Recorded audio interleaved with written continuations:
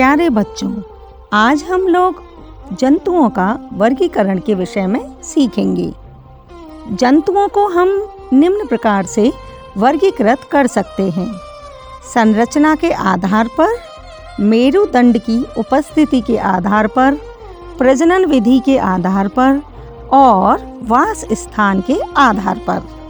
सर्वप्रथम हम शुरू करते हैं संरचना के आधार पर जंतुओं का वर्गीकरण। संरचना के आधार पर हम जंतुओं को एक कोशिकीय जीव और बहुकोशिकीय जीव में वर्गीकृत कर सकते हैं।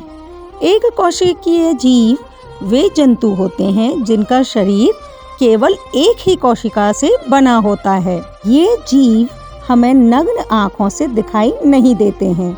इन्हें हम माइक्रोस्कोप या सूक्ष्मदर्शी से देखते हैं। अमीबा, पैरामीशियम, युगलिना आदि सभी एक कोशिकीय जीव के उदाहरण होते हैं।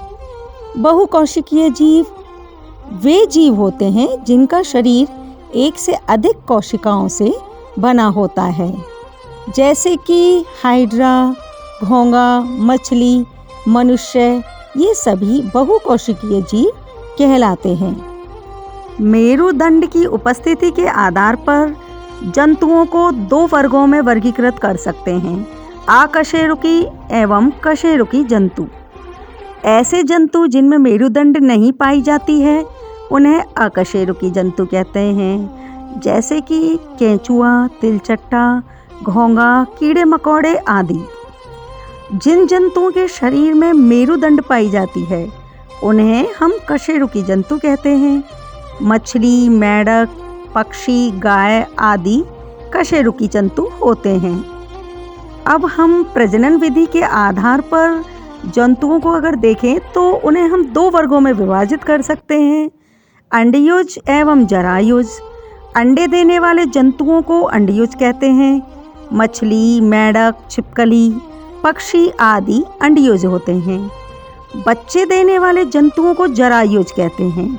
मनुष्य, चूहा, खरगोश, गाय, बकरी ये सभी जरायुज होते हैं।